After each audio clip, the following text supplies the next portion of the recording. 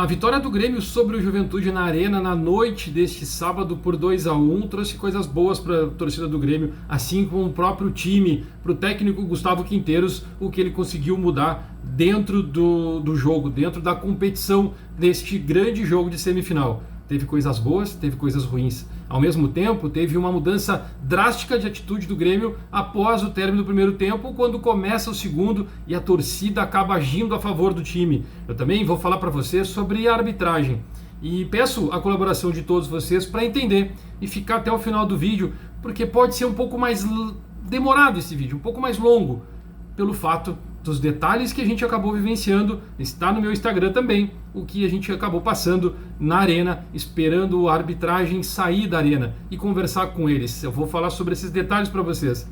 O final do jogo foi o mais espetacular de todos, o que mostra exatamente o despreparo que acontece com a arbitragem do futebol gaúcho e talvez até do futebol brasileiro, porque eles acabam acontecendo em outros estados.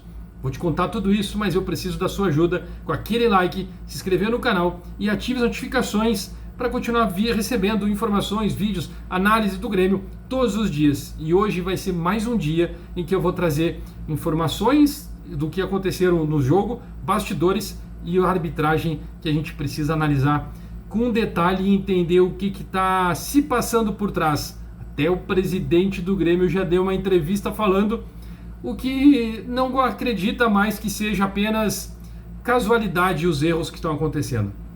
Dá aquele like, vem junto comigo até o final para a gente poder falar. O Grêmio venceu o Juventude por 2-1 e poderia ter sido 4-5, muito maior. O Grêmio entrou voando. No primeiro tempo teve alguns erros claros, gigantescos. A gente viu que alguns jogadores não estavam se achando, principalmente a dupla de volante, que foi o Cuéllar e o Vila Sante. No decorrer do primeiro tempo, o Gustavo Quinteiros consegue arrumar o posicionamento do Vila Sante e ele começa a crescer durante o jogo. Tem alguns erros de passes, é claro, mas ele se torna um dos melhores jogadores do Grêmio no jogo, na partida. O Cuéllar deixou a desejar e eu falo isso para vocês na sequência deste vídeo, deste conteúdo. Porque é o seguinte, Thiago Volpi foi muito bem, ajudou o Grêmio em algum determinado momento, com 2 lances, acabou tomando um gol com uma bola desviada, casualidade, porque a bola desviou no Lucas Esteves e encobriu ele sem possibilidade dele ter uma ação de recuperação.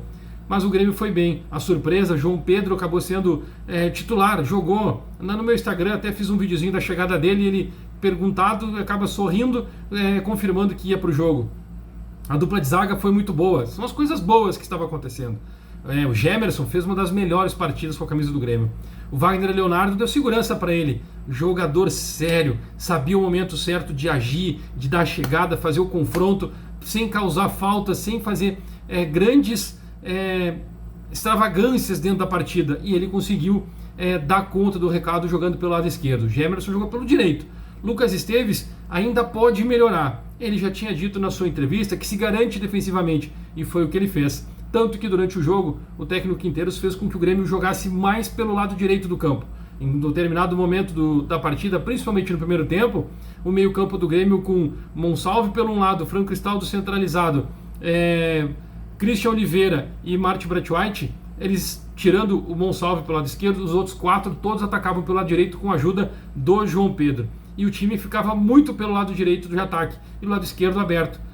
Quando muda o time para o segundo tempo, o Grêmio cria jogadas pelo lado direito. É claro, foi muito bem naquele determinado momento. Mas no segundo tempo, depois daquele pênalti que o Monsalve sofre, escandalosamente a arbitragem não fez questão de olhar, o VAR não chamou o árbitro para poder analisar o lance a hora que a bola saiu, porque 2 minutos depois o Juventude acaba fazendo o seu gol de empate. 2 minutos depois do lance em cima do Monsalve. Aí o Grêmio vai para o intervalo, a arbitragem entra, parece que eu até acredito que tenha sido combinado. Quando ele entra em campo, a torcida inteira, 25 mil torcedores, quase 26 mil torcedores, gritavam que o juiz era ladrão, xingando o juiz. E a gente fiquei até um pouco surpreso, porque era apenas um lance. Apenas aquele lance do pênalti. Eu não vi em outro momento durante a partida do primeiro tempo que ele tinha comprometido alguns lances, talvez uma falta e outra invertida, mas algumas ações, claro, teve a cotovelada em cima do Christian Oliveira, teve o braço no Bright White, mas isso eu caracterizo como lance de jogo e que ele poderia ter dado um amarelo, né, uma falta, que um critério dele fosse um pouquinho mais acentuado com os cartões, ele não agiu dessa forma. E aí vem para o segundo tempo, o Grêmio tomou um choque de realidade. Parece que chegou no vestiário, o Quinteiros chutou a porta, xingou, falou, esbrevejou, sei lá, não sei se ele falou isso, mas até então parece ser, porque o Grêmio entrou no segundo tempo ligado no 220. Pressionou o Juventude em todo momento, não deixou o Juventude jogar. Quando eles tentaram ir para o ataque, o sistema defensivo chegava com força. O Cuéllar voltou a ter uma competitividade um pouco maior, mas não entregou aquilo que se esperava dele. E as mudanças ocorreram, porque saiu o Franco Cristaldo no intervalo e ele colocou o Amuso. Foi uma velocidade, uma correria, um toque de bola o tempo inteiro, e o time do Grêmio criava oportunidades que não reconheceu o Juventude. O Juventude era só um time que estava sendo o sparring para o jogo. O Grêmio não deixou o Juventude jogar, mas o árbitro fez questão de fazer com que as coisas mudassem. E aí acontece um dos maiores problemas, além daquela cotovelada, além do empurrão no rosto do Martin Bright White, o terceiro gol do Grêmio. O Camilo entra durante o decorrer no lugar do Cuéllar.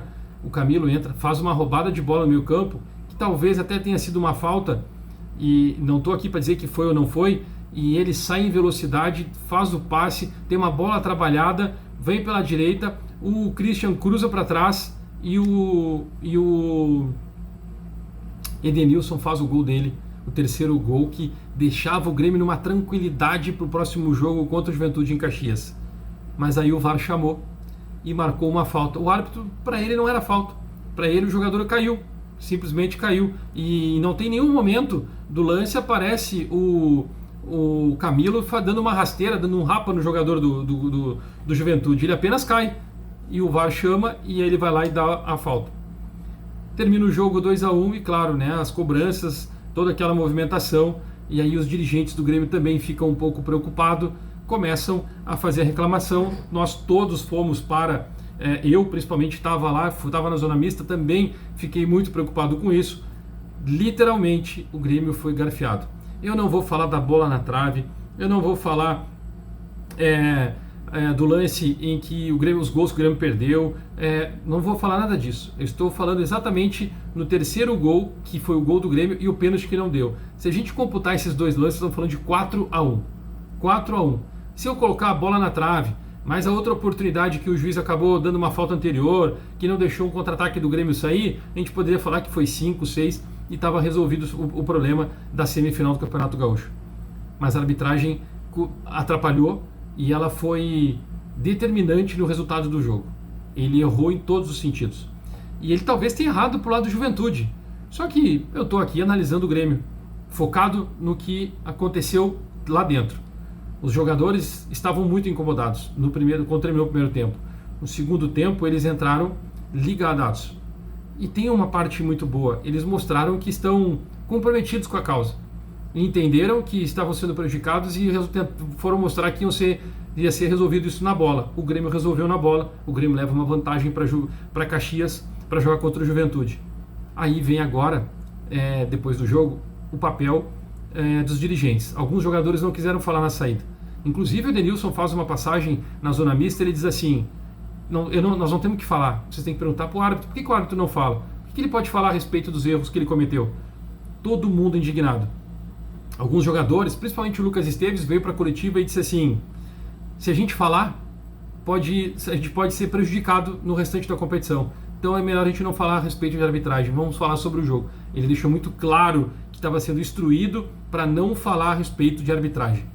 Pois bem, o Grêmio, o Gustavo Quinteiros vai para a coletiva, os dirigentes do Grêmio acompanham a coletiva e o Gustavo Quinteiros fala, ele clama, ele diz assim, estou preocupado com a arbitragem, eu não ia falar sobre isso, e é a primeira e última vez que eu falo, estou preocupado com a arbitragem depois do que aconteceu hoje. Então ele leva isso para a sua comissão técnica e ele pensa de uma forma diferente. Em vez de ficar reclamando e chorando da arbitragem, ele faz com que o time jogue e tente buscar o resultado. Então ele vai buscar situações para não causar falta próximo da área, não causar pênaltis, marcar o time adversário sempre no time em cima do campo dele. Vai evitar não tomar cartão. Se tomar cartão, ele vai substituir, assim que ele fez como o Jefferson. O Jefferson tomou o cartão amarelo, ele tirou e botou o Gustavo Martins. Então ele acabou tomando umas atitudes para as coisas serem favorecidas para o Grêmio. Tipo, não vai ter como o juiz expulsar. Se ele expulsar, ele vai cometer um grande erro e ele vai ser penalizado. Então, primeiro as faltas, o Grêmio não vai ser violento. Vai tomar uma falta para cartão amarelo, para depois, quem sabe, tomar um vermelho. Então ele tentou botar isso na cabeça dos jogadores. E eles compraram a ideia. O Grêmio foi muito bem. Na coletiva, ele fala sua preocupação com o árbitro. Ele fala assim, abre aspas, estamos preocupados todos, comissão técnica, jogadores e direção. Creio que foi uma arbitragem muito equivocada, sobretudo na falta, onde se impede o gol, tendo que em conta que houve uma falta mais forte na área a favor do Grêmio e o que o VAR sequer chamou o árbitro.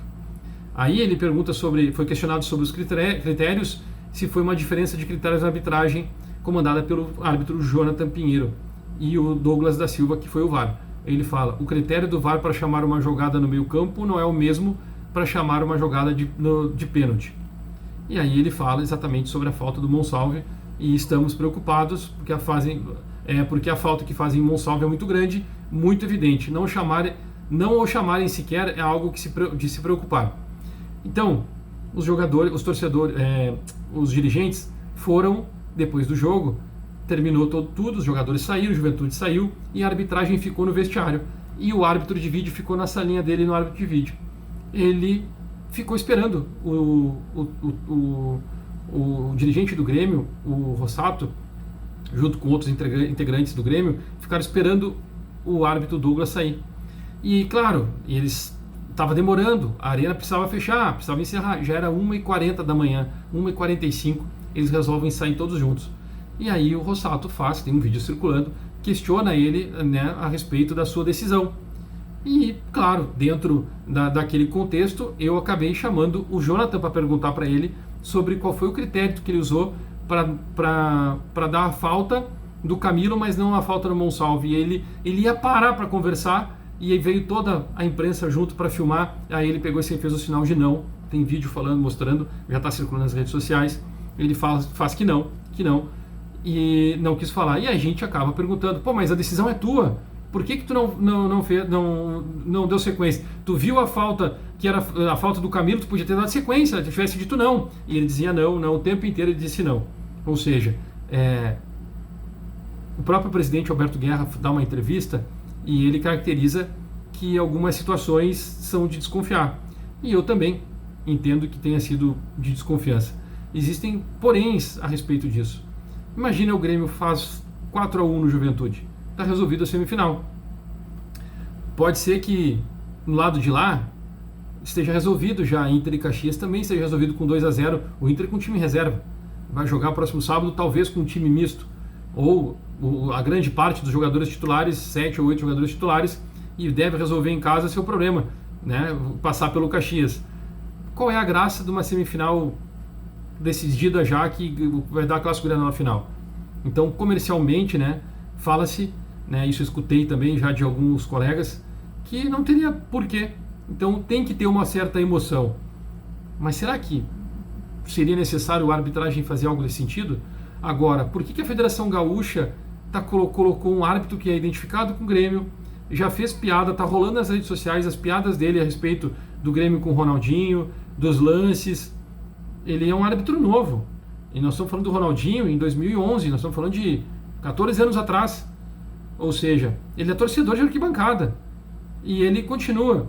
E tu sabe qual é o curioso? Eu até coloquei no meu Twitter, teve uma página que colocou os lances do Grêmio no ano passado contra o São José. Era ele que estava apitando. Aqui não teve uma falta, um pisão no Soteldo, que quase torceu, quebrou o pé do Soteldo. O jogador nem amarelo tomou. E aí eu comecei a lembrar desse lance. Teve um outro pênalti que foi dado, que ele, em cima, que o O goleiro do Grêmio tira a bola do pé do jogador e ele dá pênalti, porque o jogador deixa o pé bater no corpo do goleiro do Grêmio, do Marquezinho. Ele dá pênalti pros caras. Era ele, eu nem lembrava disso. E aí a gente começa a entender, pô, o que esse cara tá fazendo contra o Grêmio? Tá explicado. Não tem outra explicação. Eu não quero acreditar que um dirigente da Federação Gaúcha diga para ele assim, vai lá e erra contra o Grêmio. Mas tá pesando sim a hora de tomar alguma decisão o lado torcedor do cara. Não pode ter outra opção. Não tem outra opção.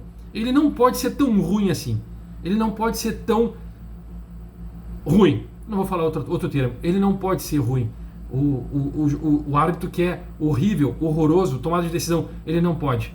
Porque só contra o Grêmio os maiores erros de arbitragem dele acontecem em jogos contra o Grêmio.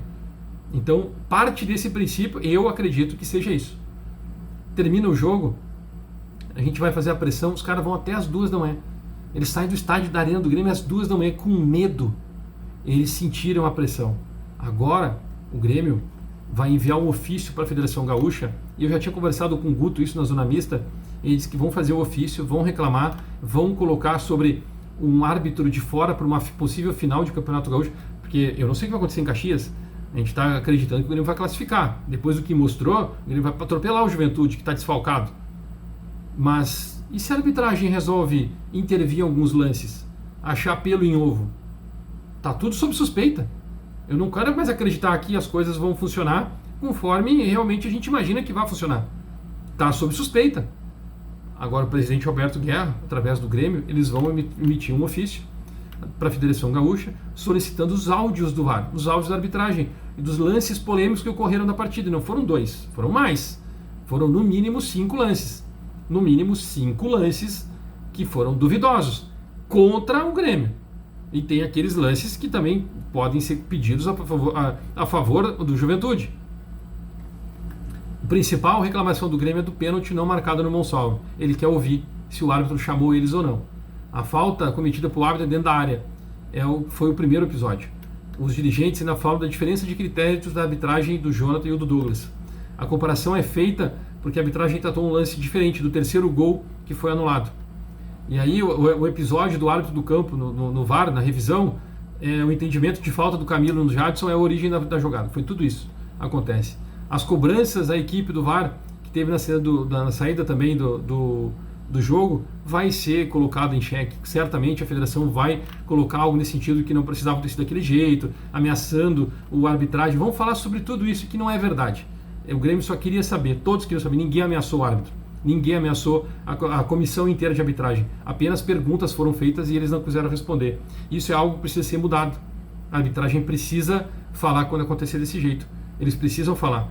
Pelo menos, quando eles terminam, eles irem para uma zona mista e darem apenas o seu depoimento sobre as situações.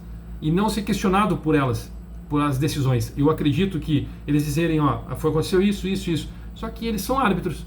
Eles são os juízes numa partida. Eles vão estar usando... criando evidências contra eles, admitindo erros para eles serem julgados depois. Ou seja, o que vai acontecer com esse árbitro? Será que a federação vai punir ele, vai afastar ele? O Campeonato Gaúcho está acabando. Esse cara não vai mais apitar a partida de Grêmio e de Inter. E talvez ele apite o jogo que estejam disputando a queda para a Série A e para a Série B, um time de meio de tabela. Talvez ali. Mas os outros clubes têm que ficar esperto. Eles têm que ficar ligados numa situação dessa. Não é só o Grêmio reclamar. Os outros clubes têm que ver uma situação dessa e não deixar o árbitro mais apitar. Tem que colocar algo nesse sentido. Tem que fazer algo para impedir situações como essa. O Grêmio está tentando fazer isso. Existe uma possibilidade do Grêmio ir à CBF questionar por que a arbitragem está tão falha, está tão desesperadora, está tão baixo nível para chegar nesse ponto de erro escandaloso. E a gente pode falar isso, eu vou lembrar aqui do Grêmio porque eu estou defendendo o Grêmio neste momento. Aquela bola na mão do Yuri Alberto no Grêmio e Corinthians 2023, aquilo foi a gota d'água. Esse foi, a partir dali, se começar a analisar, tem tudo isso. E sabe o que eu falei pro Guto Peixoto? Vou contar para vocês. Chamei ele de canto, assim, lá no cantinho, na zona mista, assim, eu não acredito mais que seja só questões da arbitragem aqui, Federação Gaúcha. Deve ter alguma coisa envolvida com a CBF. Olha quantos erros o Grêmio tá de arbitragem, erros de arbitragem nos jogos do Grêmio tem desde 2023 para cá. A gente não tem força política, o Grêmio não tem força política na CBF. O Grêmio não tem mais, nunca teve talvez um representante, alguém que possa defender o Grêmio dentro da CBF. O Grêmio não tem. E aí, clamar por erros, não só criar ofícios, reclamações, que eles vão carimbar, assinar, tá tudo certo e bota engavetar. O Grêmio não tem mais isso. Ou talvez nunca teve, mas precisa criar uma harmoniosidade com, acho que é essa a palavra correta, com a CBF, para poder resolver situações como essa. Se isso não acontecer, já era. E vai ser assim para sempre. Nós vamos começar a cair de nível e vamos ser times de metade de tabela para baixo. Porque a arbitragem vai definir todos os jogos. Não vai dar pênalti, vai dizer que teve um puxão, vão analisar um lance a 15, 20 metros antes do que aconteceu, uma falta vai ser invertida, tudo isso vai acontecer. Não sei vocês, desculpa pelo vídeo longo, mas eu precisava aqui colocar tudo isso. Poderia até ter dividido esse vídeo em dois, mas como eu não fiz um vídeo a respeito da análise do Grêmio, deixa aquele like para mim aí, se inscreve, ativa notificações, que eu vou trazer mais conteúdo para vocês. Talvez no final dessa noite eu ainda faça uma live aqui no canal. Daqui a pouco a gente volta.